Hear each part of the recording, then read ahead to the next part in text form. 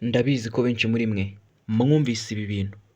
So we know that he has a plan to attack Burundi using those people.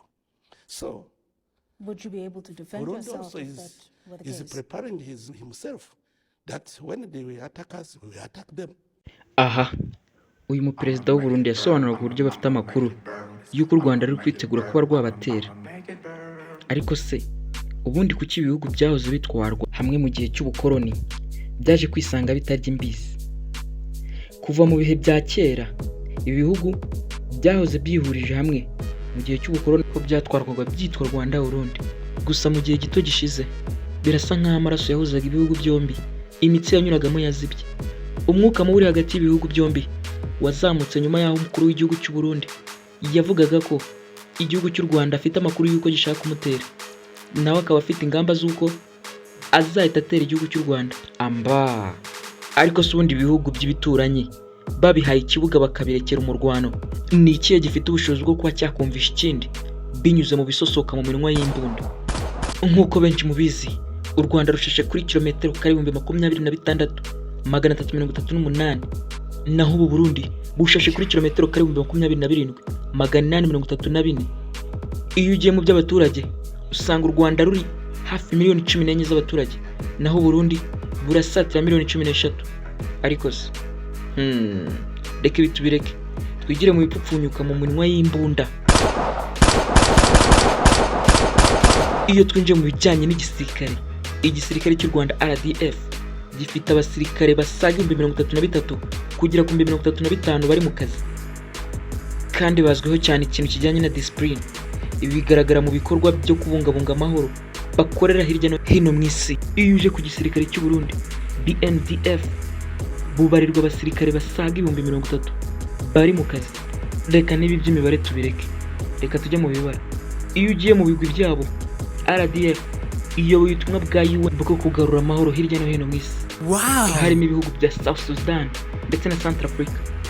Gusa mu bikorwa byo kugarura amahoro si RDF ivuga ibigwi gusa, kuko BNDF igisirikare cy'u Burundi nacyo kitajya kibura mu bikorwa byo kugarura amahoro hirya no hino ku isi, aho kizwi cyane cyane ari mu butumwa bwo kugarura amahoro mu gihugu cya Somalia. Reka tujye ahandi.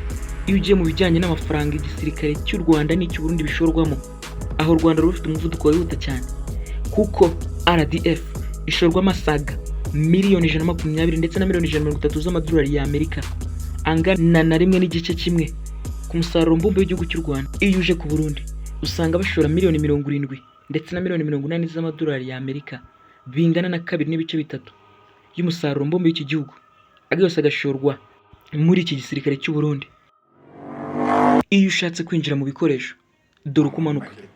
RDF ku ntwaro zishobora gutwarwa mu ntoki ifite nyinshi muri za AK-47, AK-74, FN4 rifles, PKM na RPK machine guns, RPG 7S na motors. Iyo uje kuri za ntwaro zikenera ibimodoka, RDF ifite Type 63 na WZ-55-1 APCS iva mu Bushinwa, South Africa Mamba APCS, ikagira na anti-aircraft ziva muri Israel zifashishwe mu guhagarika ibisasu byaturukaga muri Kongo bishakurwa mu Rwanda.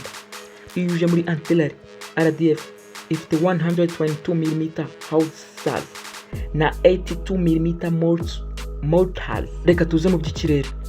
RDF ifite helicopter 20, ikagira Mi-17 HIP z'ubwikorezi 12, Mi-24 Hind z'ibitero biremereye 5, ikagira SS-342 Garzor 3, ikagira n'ibindi bikoresho birimo nka za drones ndetse n'ibindi. Gusa ntigikunda kubigaragaza mu bantu. Iyo uje ku bikoresho by'u Burundi usanga neza bisa n'ibyo u Rwanda rufite, gusa bigatandukanira mu bwinshi ndetse n'ubunyaguga mu kubikoresha. Gusa nubwo ibikoresho byinshi u Rwanda rufite n'u Burundi bufite, hari ibyo u Rwanda rufite u Burundi bwumva mu matangazo. Ibi twavugamo drones karahabutaka, anti-air missile u Rwanda rukura muri Israel. Ikindi u Rwanda rufite u Burundi bwumva mu matangazo harimo anti-tank guided missiles n'ibindi bita virtual reality training system yifashishwa mu myitozo ndetse n'amahugurwa bihabwa abasirikare b'u Rwanda. Iyo ushatse kwinjira mu by'ikirere cy'u Burundi nuko usanga bafite helicopter 12, Mi-24 Hind z'ibitero 3 ndetse n'izindi ndege ziri aho ngaho zitandukanye. Ibi ngibi rero bivuyeho ukajya gutanga umudari ku watsinda undi, byagusaba kwifashisha ibitabo bitandukanye ukaba wamenya uburyo intambara zirwanwa, ubuhoza bazirwanye, mbega ukita kuri experience ibihugu byombi bifite mu ntambara. Gusa icyo dushyira imbere ni amahoro hagati y'ibihugu bivandimwe. Reka duhure muri comment niba hari icyo wumvishe rishyashya cyangwa se hari inama ndetse n'ubundi bufasha ushobora kuduha. Kanda subscribe, share na comment ndetse na like. Ndabakunda cyane.